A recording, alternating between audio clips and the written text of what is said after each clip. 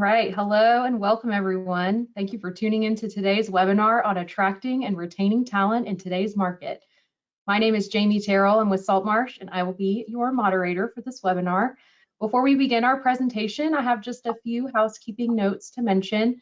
First, everyone has been muted to limit disruptions.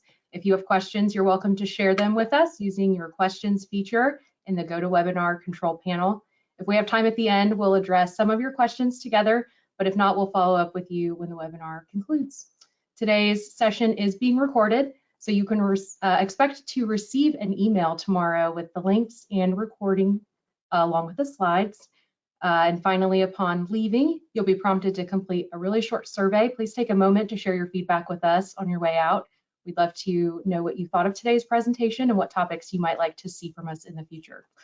At this point, I would like to introduce our featured speakers. We have Jim Howe. He is the Corporate Vice President of Workforce Solutions at LandrumHR, has over 20 years of experience in the staffing industry, and is an ASA certified staffing professional.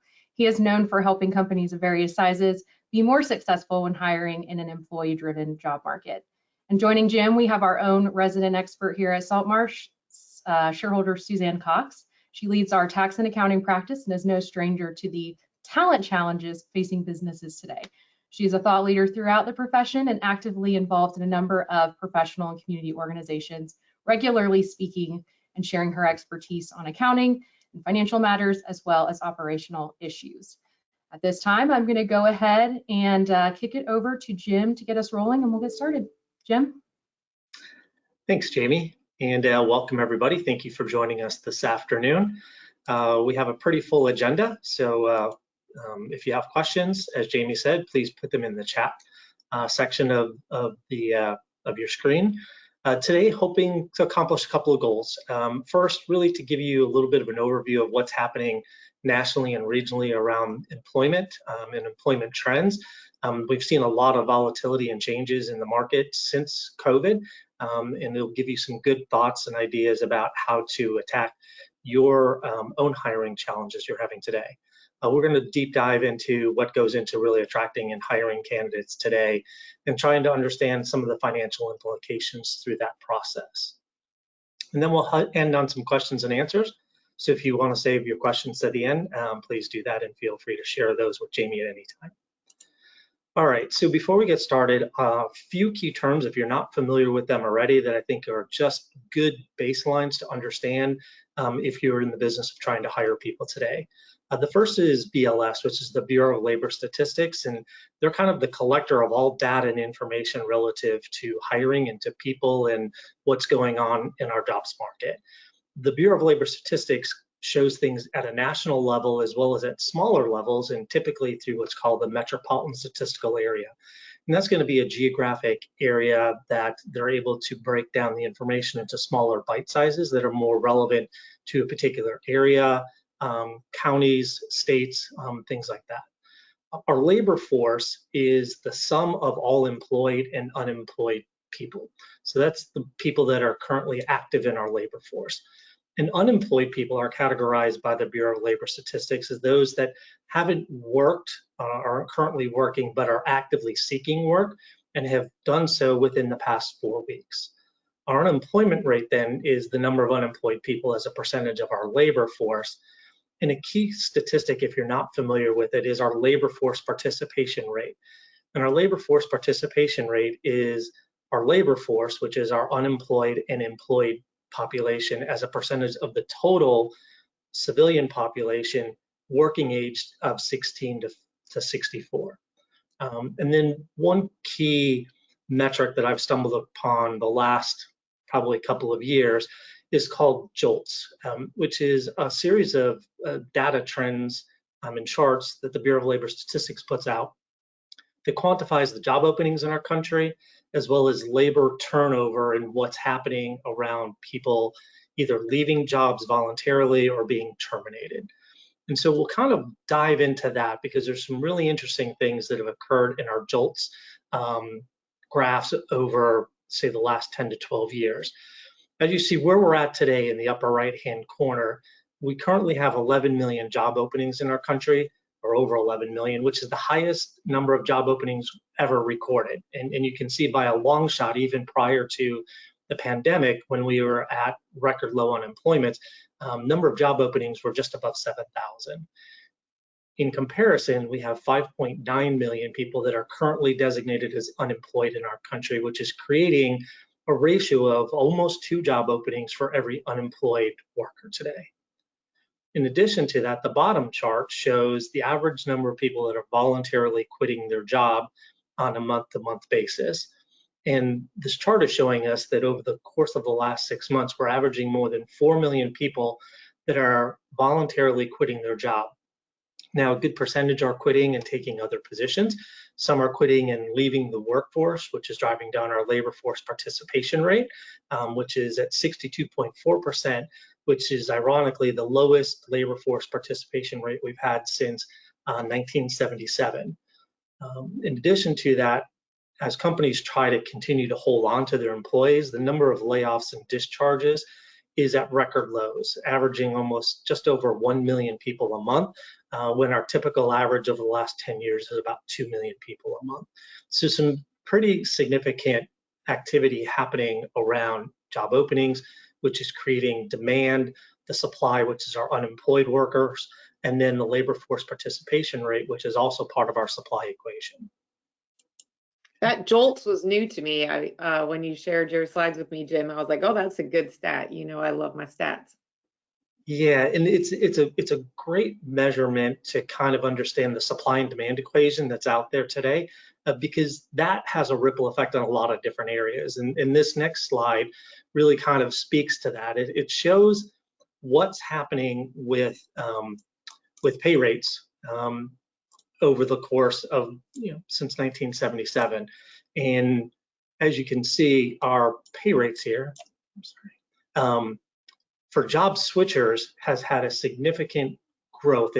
Job switchers are averaging almost 5.5% increase in wages versus job stayers who are seeing only about a 3.5% increase in wages. And that gap between those is a reflection of what we're seeing from our JOLTS charts, where there's huge demand, low supply, which is creating upward trends in wages. And job switchers are having more of an opportunity to increase wages and income as a result of changing jobs today. Our next slide here kind of shows the kind of rolling kind of 4-quarter trends of pay rates and the percentage of pay increases for professional and management related positions versus other occupations, which are going to be typically more your entry-level, semi-skilled type positions. And the important thing I kind of look at in this chart is the widening of the gap between the increase in wages year over year started actually back in around 2017, 2018, which if you refer back to some previous charts, that was the start of when our supply and demand of people started to become out of whack. And so wages have been kind of adjusting themselves for the past 4 to 5 years at this point, but we tend to be at a point right now because of extreme demand and low supply that's being further exacerbated. So kind of also in our dynamic of our workforce analytics, we've got our birth rates, which this chart shows the breakdown by each of the generationals entities. And as you see in the baby boomers in the far left, we had super high birth rates. Generation Alpha, which is where we're at today, has the lowest birth rates that we've ever seen. What that means is that our population isn't replenishing itself and our workforce isn't replenishing itself at the same level that we did in prior generations. And in addition to that, we're creating a much older workforce that's going to have other impacts in hiring as we go forward over the course of the next 5 to 10 years. This was an interesting chart that kind of popped out at me, which said that when the pandemic hit, not only do we have all these other factors occurring, and as the previous slide showed, that our baby boomer generation is aging out of our workforce, the pandemic accelerated the baby boomers leaving our workforce, and we had a significant jump in the number of people that voluntarily opted to retire. several factors happened. Some of those were health related. Some of it was economically driven. There were a lot of, what I'll say, more economic booms in our stock market and in real estate and in other areas that afforded baby boomers that were kind of on that cusp, kind of gave them that nudge to jump over and retire.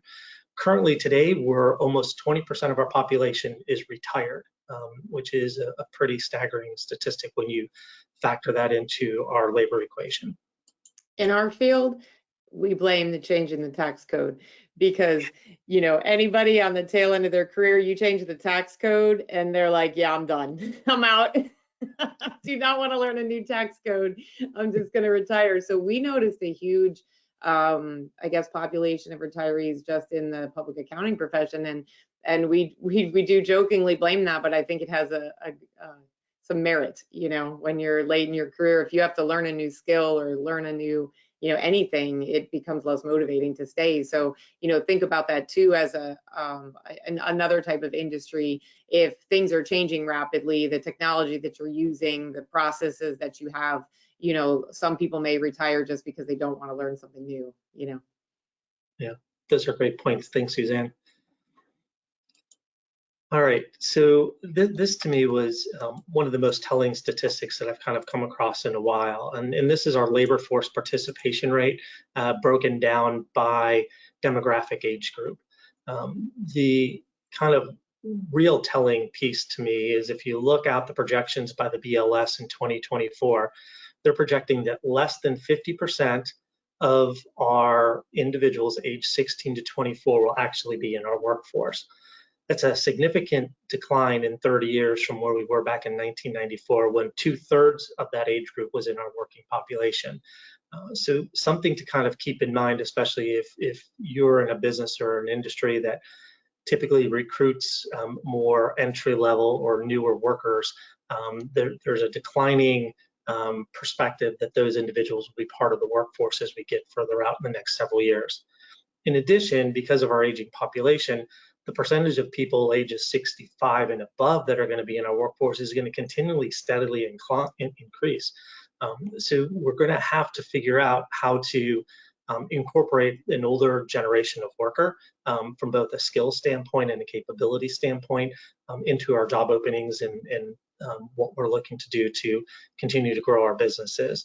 But the unfortunate piece in this is they're projecting that our overall labor force participation rate will be less than 61% by the time that we get to 2024. So as we look kind of more locally, and I kind of chose the state of Florida as a starting point for this, but this can be broken out by metropolitan statistical area or other, you know, geographic areas. And so if somebody's interested in a deeper dive into a specific area, I'm happy to do that. But currently our national unemployment rate sits at around 3.6%, which is just above where we were prior to the pandemic in February of 2020. There is a common belief by some economists that 4.5% unemployment rate is considered full employment, meaning that we've got a good, healthy balance of people that are kind of not in our workforce, but are actively trying to be in our workforce. And so prior to the pandemic, we actually went 36 straight months where as a country, we were under that 4.5% unemployment level. Currently, the state of Florida sits at around 3.2%, and we were at 2.7% in February of 2020. So we've almost reached the same levels of unemployment as we were prior to the pandemic hitting. So as we look at what that's translated to as far as job postings in the state of Florida, this was a really great chart that kind of shows if you take baseline 0 when the pandemic hit in February of 2020, where we were from a job posting or number of job openings in our country, to what's happened kind of the 2+ years since then.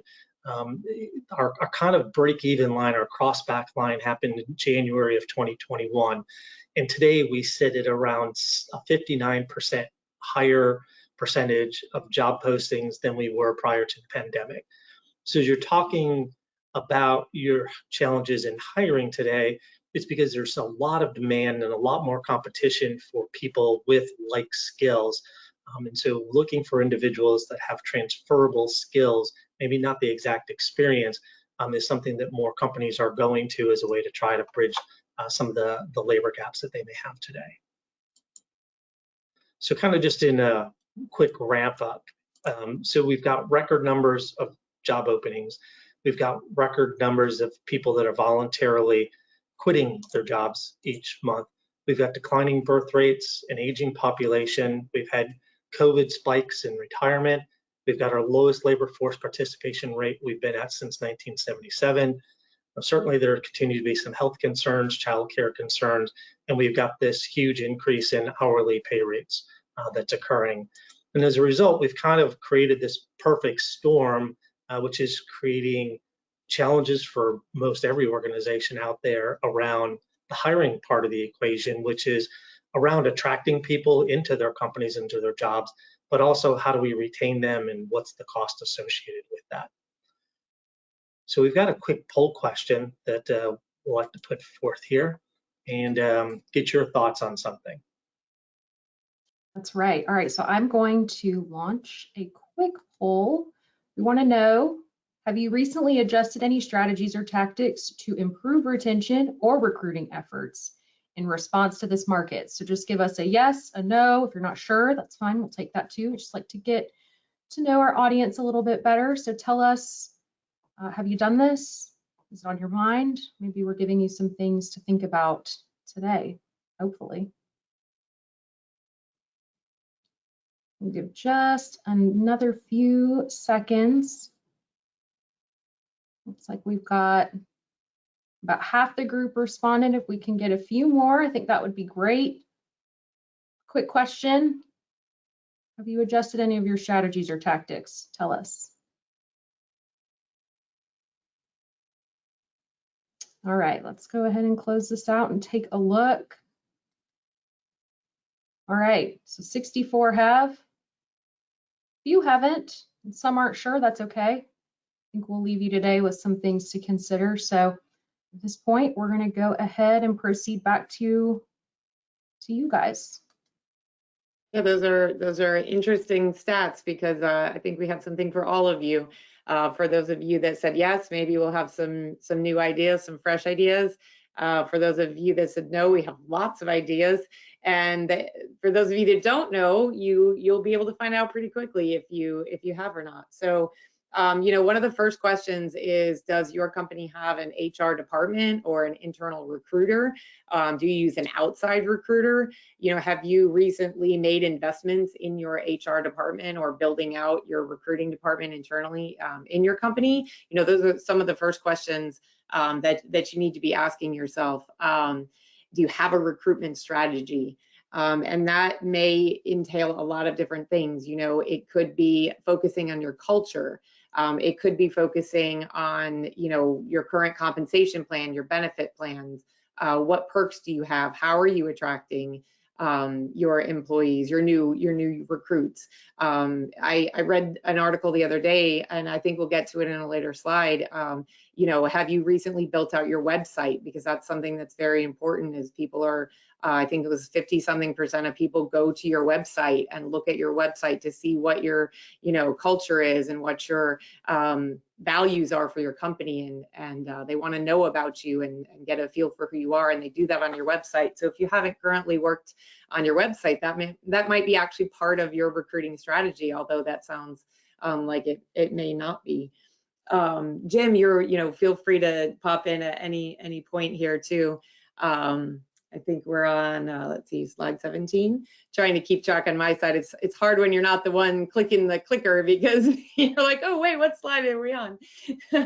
So another fun stat, you guys will have to understand, you got a CPA on here, so you're gonna have lots of numbers. We started with some graphs and charts, and now I'm just gonna throw numbers at you. So another fun stat was approximately 58% of workers are not actively looking, but they're open to new opportunities.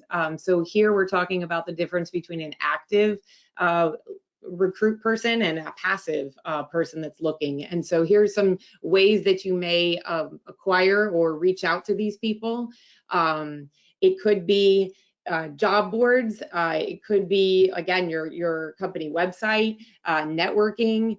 If you're not part of a trade association, I would definitely consider joining a trade association. So we have a client actually that the name of the company is Trades Factor, and it's an app that you can use to find people. It's an app that you can use to track your internal employees as well, what skills they have and what certifications they may have. So as you're looking also to recruit, you want to find people potentially with certain certifications or certain skills, certain licenses, things like that. And so you need to look into those types of software that would allow you to perhaps narrow down your job search to who would be qualified for that job, because you want to make sure you make the right hire. That's one thing that's very important in this recruitment strategy, is making the right hire so you don't have a lot of turnover.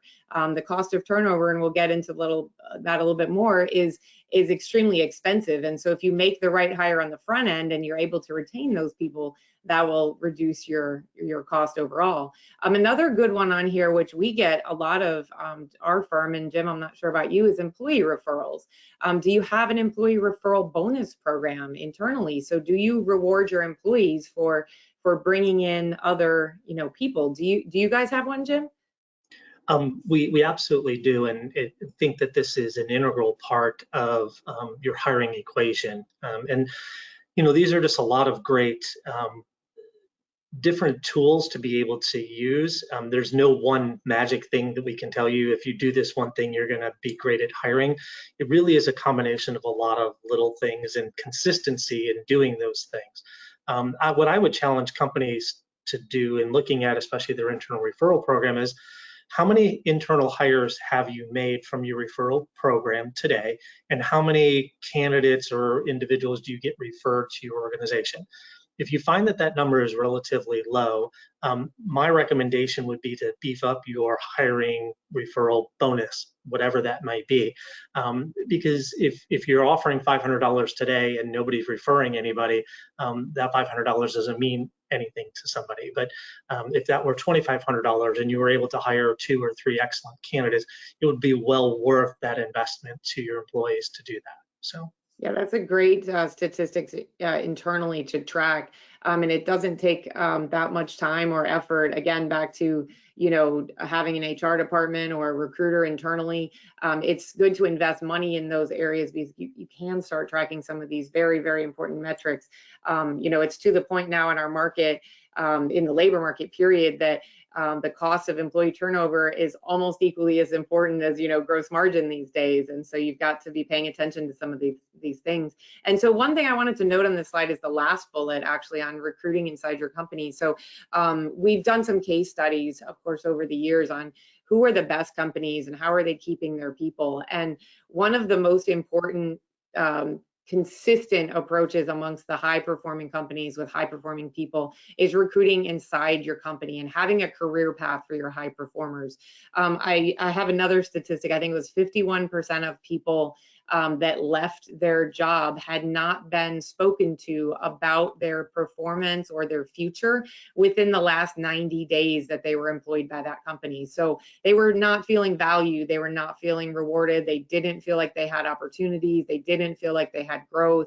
And so speaking to your own employees about what their opportunities are within the company is a great way that I really want to encourage you guys to look at. Again, when you're looking at your internal policies, do you have a coaching and mentoring program? Do you have training programs? Are you actively training your current people to advance and move up within the organization? Because that was just below comp, I believe, the most important thing when people were job seeking was, do I have a future? Do I have growth opportunities? Do I have the ability to advance my own skills by taking this job or working with this company?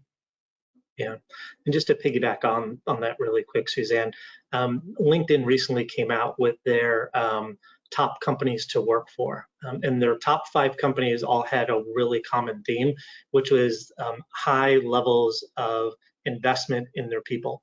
both through training, through education, and through internal promotion. So if you're looking to solve some of your retention issues, spending some time in this area and spending some thought around how to grow people inside your organization is going to be a great return on that investment.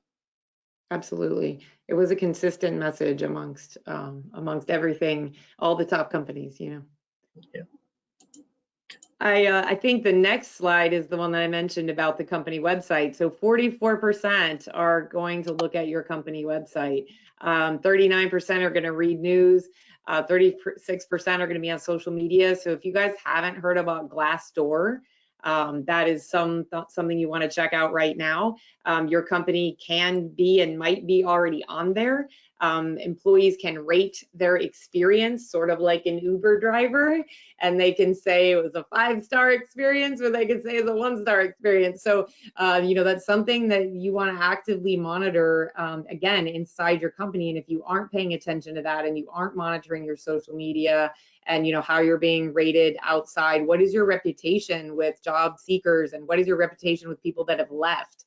And we're going to talk about it in a couple slides later, but, you know, having stay interviews, having exit interviews, you know, why are people leaving? Are they, you know, what's happening with them? Getting a pulse on how people are feeling and the reputation that you're getting in the community is very, very important, because they're going to ask their friends, you know, have you heard about this company? Have you heard anything bad about that company? And whether or not it is real or accurate, it's irrelevant, right?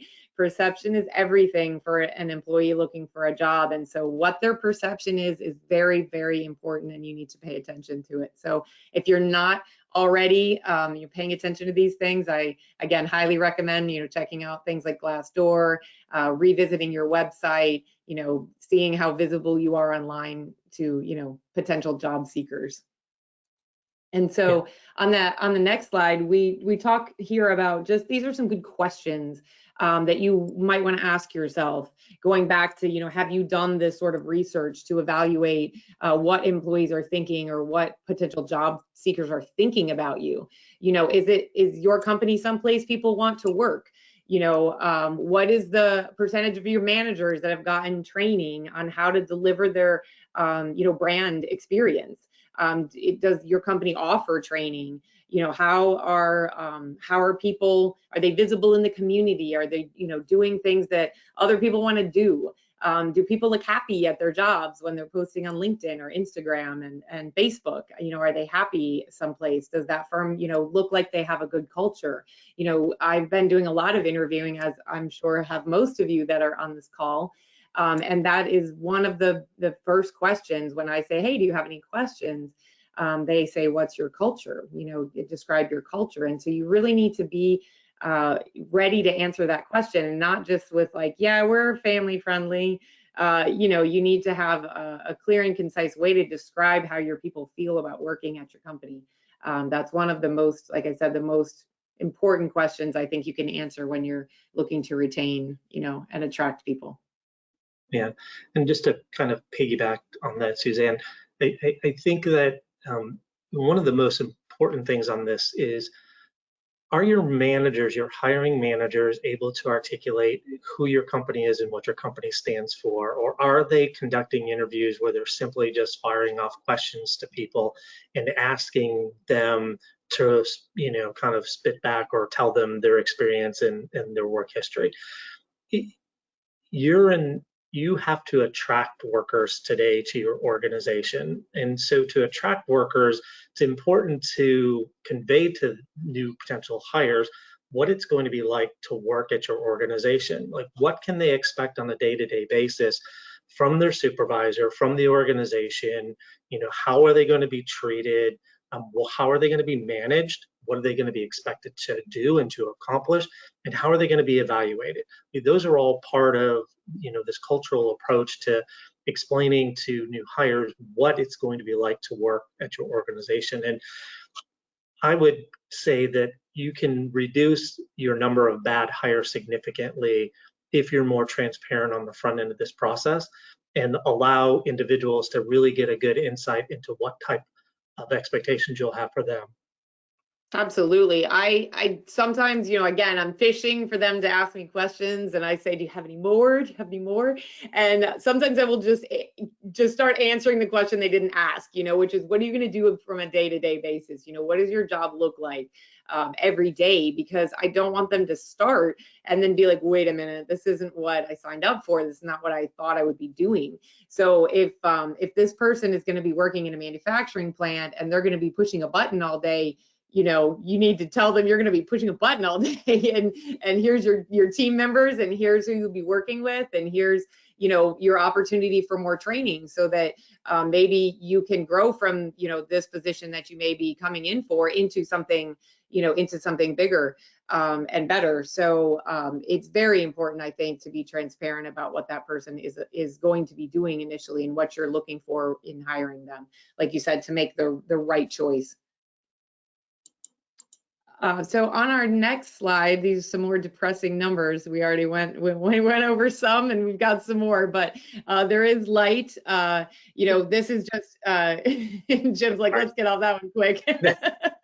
So it's just really, giving you guys an idea of what inflation rate has been over the last year. And of course, economists are hoping that will flatten, and there's a lot of talk of how inflated is it going to be before it starts to flatten out. But we just want you to be aware of this. The most important thing I think that jumps out to me with these statistics is the pay increase for changing a job. So if you notice the tweet at the bottom from Forbes is, if you leave your job every 2 years, you will make more money over your life, and you don't want that. You want your employees to make more money working for you, because it may be better for them, but it is not better for the company for someone to leave every 2 years. So you want to invest, and don't make it so that they make more leaving. Make it so they make more at your company, because it's going to eventually, cost you less to pay them more. So I think that's what I really wanted to get across, with this slide. On the next one, we've got, again, the most important things. And so, as I mentioned, professional development or career development is second, next to compensation. And, this is a really important thing for people. Of course, they need to get paid and want to get paid. And so compensation is usually always the highest here. But professional development is next on the list, just under comp, So would you rather spend the money, your money in your company to invest in your people and professionally develop them?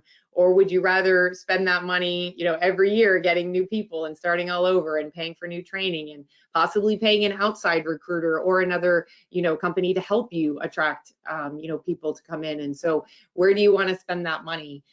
Each company has a different cost of turnover. It would be a very good exercise for you internally to compute that cost of turnover. So just some things that may go into that cost is, every new person probably goes through some sort of training, whether it's software or just, how to do the process that you're hiring them to do, how to do their job. They probably go through some sort of training, which may cost thousands of dollars, depending on that type of training. So you're investing that time of the employee, which is wages. You're investing the cost of that training. You're the intangible pieces that you can put a number on is employee morale, that they're constantly training a new person.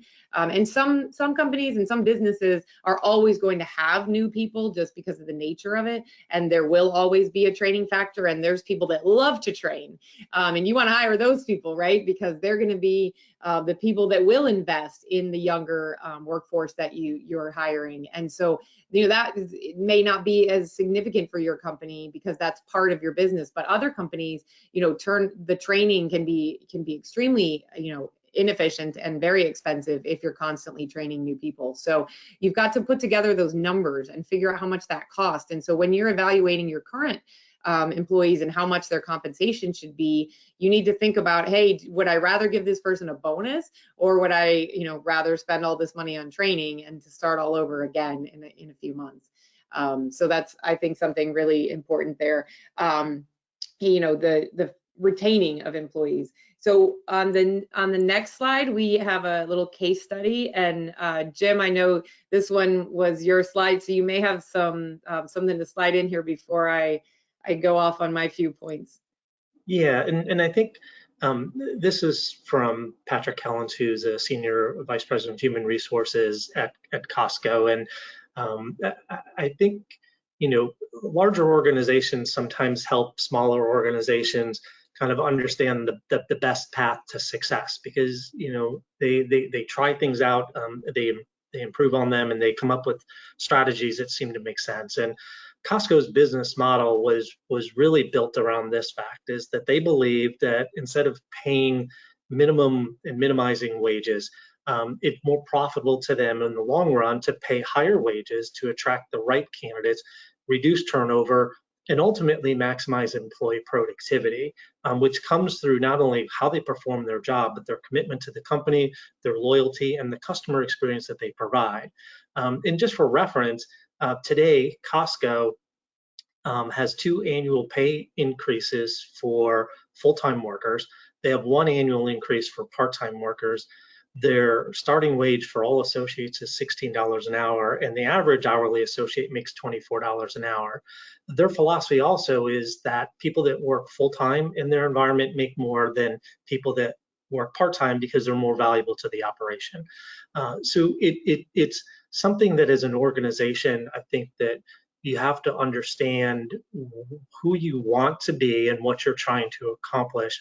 And your strategies around wages and compensation and benefits and all those things should fall in line with who you want yourself to be perceived as in your local community or in your hiring environment. Yeah, I read that the average Costco employee stays 9 years, which for the industry that they're in is impressive. Over 60% have 5 or more years with Costco, and over 1/3 of them have been with Costco for 10 years, which is insane in a high turnover environment like, Costco, warehousing, retail.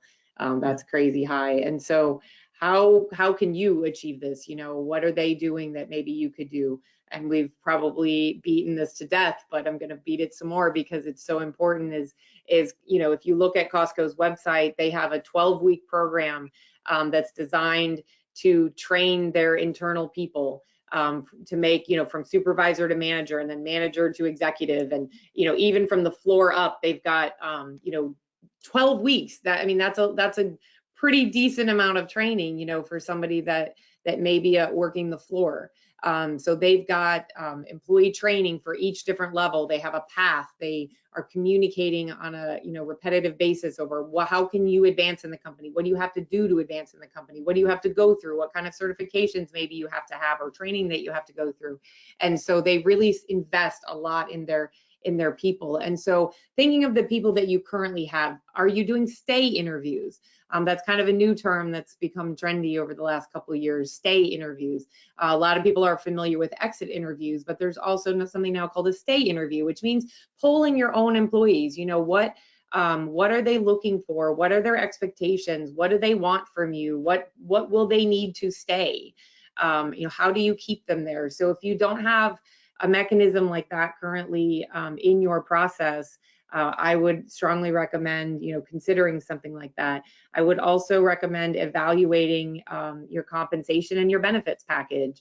Are they, equal with market? Are you staying competitive?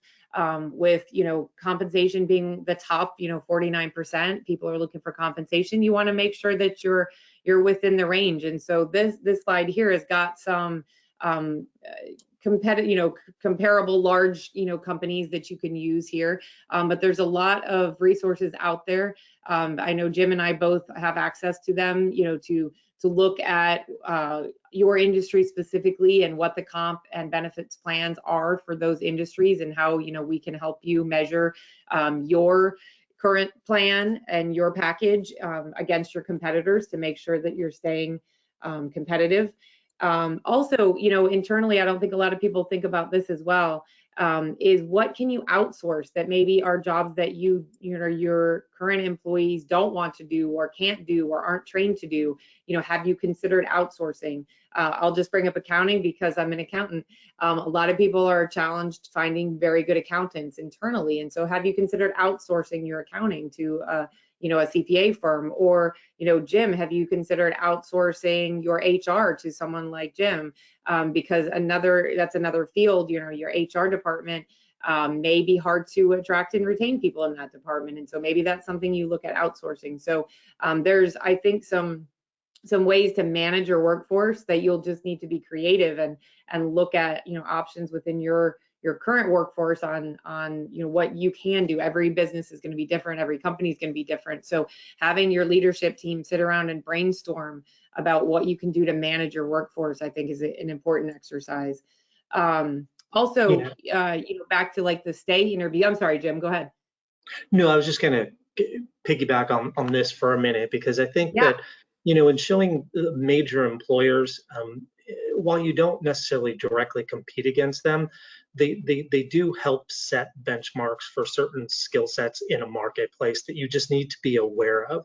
And more so today, because of, the competition for talent, more and more organizations are going to hiring transferable skills into jobs and not necessarily looking for exact experience. So when you start thinking about what does that entry-level worker at Target make, and how does that compare against somebody in a manufacturing environment that may be doing entry-level work in a factory setting, that can potentially be the same individual. And so one of the actually unique things that kind of came out of the last, what I'll say 18 months, is that more individuals were leaving manufacturing and going into retail and fast food, because the wages in retail and fast food were escalating at such a rate that was far superior to what most manufacturers were raising wages. And so the jobs became almost parallel from a pay standpoint. And when individuals started comparing the options of working in a non-climate controlled environment, standing on their feet, doing repetitive type work, heavy lifting, and comparing that versus picking their hours, working in climate controlled, maybe having less stress on their body physically, it made sense in some cases for workers to change fields and go into more of the fast food or hospitality or even retail environments. And so the wages that are being paid for like skills that you're looking for have to be considered when you're determining where you want to be as an employer from a wage standpoint. Yeah, that's a really good, point. I have been reading a lot about Google, and Amazon was one of them. Some of the big tech companies, obviously in a professional field like public accounting, we have to also compare ourselves to tech companies and what are those companies doing. And so we, of course, benchmark ourselves to the big four, obviously, but then we also look at what are tech companies doing. Are they setting a trend that we need to be aware of? So same thing in your, specific industry, whatever that may be. If it's manufacturing, are you part of a manufacturing trade association where you can benchmark your companies against other trades in your networking group?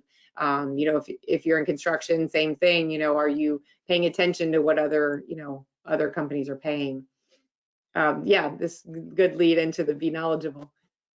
Yeah, so this is great. There's a lot of information, as Suzanne said, that's out there, and there are some databases and things that you can subscribe to that do cost a little bit of money, but there's also a lot of free resources and information out there. And today, with the way things are changing so rapidly around people and jobs and hiring, if you're not at least benchmarking your wages on an annual basis, I would highly recommend that you do that.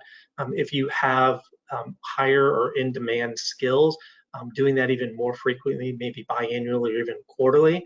If you've got really niche skills that you're trying to hire for, and then using, as Suzanne said, networking groups. Look at job postings. You can go on to Indeed or Career Builder. You can search jobs and find companies that advertise their pay rates. If you don't advertise your pay rates today, I would highly recommend that you do that. It also helps you to quantify, is this the right candidate? Are the candidates interested in my job based on what I'm going to pay? So a lot of options available to find information about wages. Yeah, great point. And just another reminder really too is expectations of your current employees. What are they expecting to be paid? Because sometimes that could differ from what you're actually paying them. So that might be good, good to know. What kind of benefits do they expect? We recently raised our PTO, increased our PTO, based on some feedback from people inside the firm. And so, right, Jim, good slide here on the benefits, incentives, and perks. What are yours? Are they comparable to industry? And do you know what your employees are looking for? I'm sure you have a few things to add here, Jim.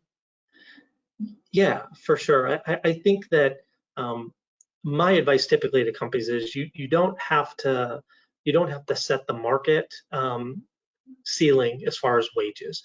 You have to pay competitively for the type of skills and the type of people that you're looking for. These other things on the screen here go into kind of developing a well-rounded compensation strategy and plan. And to Suzanne's point, time off is one that's fairly easy to give. And there's a lot of different ways to be creative by offering volunteer days or mental health days or time off for your birthday. If you use hourly associates or part-time or seasonal workers, offering paid time off to those individuals based on service time and accruals is a great and easy way to help attract and retain individuals. Again, investing in their education and training is never an area that you can't overinvest in that area today. Simply as you're trying to grow your workforce or retain top talent and develop them so you don't always have to hire outside.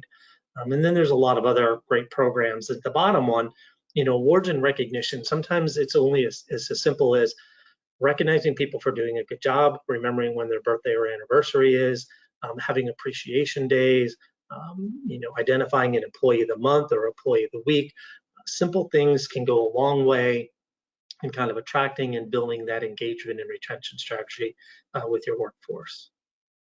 Yeah, going back to like social media and the comments on that, if you're on social media recognizing your employees, your future employees are looking at it and saying, oh, they recognize their employees, they show their appreciation for hard work. So back to a social media plan, it might feel like advertising, but it's important to get out there what your culture is. If your culture is to appreciate your employees, they're going to feel that by looking at your social media pages, looking at your website, and they'll get that. You might have been asking yourself earlier, how are they going to tell what my culture is? By looking at my my web page. That's how. Yeah, and to piggyback off of that, it gives you, the organization, the chance to create your own narrative. There's a lot that's put out there that you can't control, like what other people are saying or what comments may be said about your organization, but this is your chance to kind of craft your own message and to make sure that your audience sees what it is that you'd like for them to see about your organization. Absolutely, it's a brand. You've got to build your brand. People work real hard at building the brand of the whatever it is they're selling, but the brand of the way they treat their employees is a different brand that is equally as important to pay attention to. So I think Suzanne, that kind of brings us to the end of our slides, and we're right about on time. We've got about 10 minutes left for questions. If anybody has anything, Jamie, has any questions come in? I do. I have a few questions. So thanks to those of you who have shared. We've got one here that was submitted at registration, and it asks, this may not be as applicable for jobs where workers need to be on site, but for others that might have remote work options, what's the impact of remote work on salaries? Are regional cost of living based wages a thing of the past? What are you guys seeing as far as that's concerned? Oh, that's a hot debate right now. So I would say in the past year, I think everybody's been like, oh my God, for us, our firm, for example, we've had people apply from New York and LA, and we can't compete in those markets. The wage base is so much higher in those markets. And so the big question was, are we going to have to start paying these wages? And so about a month ago, I read that Google Amazon, Apple, and several of the big tech companies have come out and said, hey, if you don't live in an area where there is an office and you aren't like a hybrid type of employee, you will be paid less. And so usually once the big companies come out and mandate something like that, mandate, I use that loosely, but come out with a policy stating that you're going to get paid less if you're not in market, quote, quote, then others will follow, other companies will follow. I don't know though, going forward, strategically looking at things, I can't say that a remote employee is worth less, right? But it just depends on what type of market you're in. Can you charge more for your product in order to pay wages of a different market? There's a lot of questions that remain to be unanswered, but the fact that some of the larger companies have come out with policies stating that you will be paid less because you may live in Utah and you work in LA, or you get paid LA wage but live in Utah, isn't maybe fair to some people locally that are taking more of a brunt of the work. Again, depending on your business, there may or may not be downsides to working remotely. So I'm certainly not suggesting that remote employees make any less. But again, it depends on what the requirements or job expectations are for that job. So it's really hard to look forward and say whether or not, those things will index. Jim, have you seen or heard of anything in your market? Yeah, so I kind of go back to, organizations have to really establish and understand what their salary grade structure is going to look like, and if you're transparent on the front end of the process with what you're willing to pay for certain positions and certain skills, you're going to attract people that are looking to be in that similar range. So the opportunity to get kind of maybe so far out of balance from where somebody is because of a market condition minimizes if there's a little bit more transparency on the front end of the process.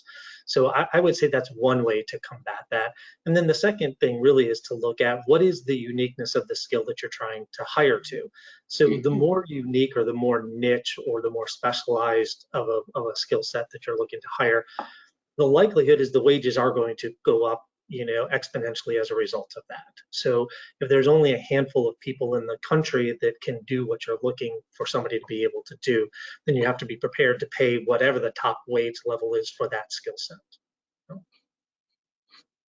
Similar question, kind of related to wage, and I'd like for you guys to kind of weigh in. If you can't compete on wage, we've talked about this a little bit, but let's kind of speak back to what are some other ways that you can position yourself competitively to stand out?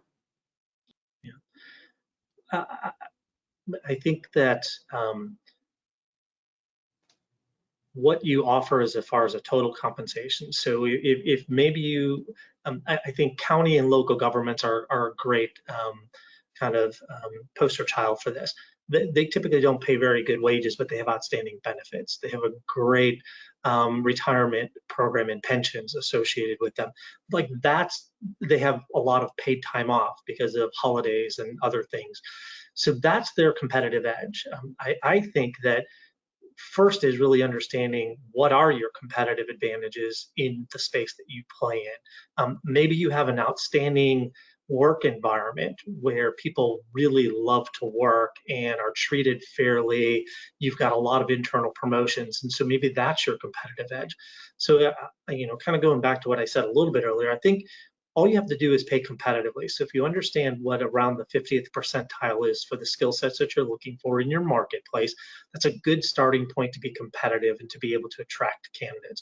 From there, what else can you offer that's going to set yourself apart from other like companies that are looking for people with the same similar skills? And that's going to be a little bit unique for each organization, but I think there's a lot of low-cost things that companies can do to make themselves more attractive in that area. Yeah, I would add to that, but I don't think I need to. It was spot on. All right, well, one last question then to wrap us up, and this might sort of be a piggyback to the last question. What are you guys seeing in your client base? How are your clients addressing these labor shortages? Are they doing anything creative? How can you kind of share with the group? Yeah, I would say I've seen some really creative stuff, especially like in construction and manufacturing. I have a client doing inventory counts with a drone because he can't find somebody to go count stuff. I have a lot of clients that are looking into more advanced software because you may be thinking, well, how do you drive a backhoe remotely? Well, you can. There are some softwares that program into your equipment and will grade a whole piece of property without an operator based on the program. So, investing in some technology, investing in some, just being creative about what jobs could, again, be outsourced. Maybe it's outsourcing them to technology and spending some money on like an inventory management system that you haven't had before. So you've had a lot of people that have taken the job of what could be done potentially by technology. And so just looking at your business from start to finish, how does product come in the door and go out the door, and where in that system, can you be leaner? And so, just being creative, sitting down with your executive team, your managers, your people that are on the floor, asking them, how could this be potentially leaner, faster, more efficient? Where could we, use maybe less people because we can't find them? So we've got to find a different way to do our business. And so that would be something I have seen in our client base and recommend because they've been good exercises. People have found things that they've been able to outsource or lean up or get software to replace. And so thinking creatively, back to, again, associations, find out what other people are doing. Maybe you didn't think about doing inventory with a drone or didn't think it was possible. They may have some ideas for you that are just a little out of the box. Just a couple of quick things to add in. Certainly automation and finding ways to automate processes or functions, and sometimes the return on that investment can take some time. It can take 12, 18, 24 months, maybe, depending on the capital investment you need to make. Definitely looking at outsourcing. There was a recent I think survey of CEOs that said 71% expect to be using more contract or contingent labor to help supplement their inability to find people on their own. Typically, organizations like Landrum, who we recruit all the time, our database is really mature. We've got advanced ways of recruiting and touching a community, which can give you access maybe sometimes to people that you couldn't find on your own or wouldn't have access to. So that's always a good thing. And then looking at potentially job sharing. So there may be individuals that are looking for part-time work that you can job share between multiple individuals, doing more gig type work, especially in industrial manufacturing environments where people can pick and choose and select the shifts that they want to work, and you find others that will work those off shifts for whatever reason.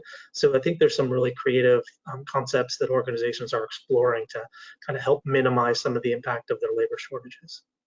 Yeah, we had one client, a manufacturer, that shifted their run time. They were running 2 shifts a day. Now they're running 4 shifts a day, just to give people more flexibility and more options. And that may have initially been more expensive to change to that model, but is ultimately worked out because now they're able to get more people because they have more alternative hours, that people can work. And so for someone that might be working 2 jobs or have kids, they can't work a traditional schedule. So offering traditional or non-traditional shifts worked really well for them.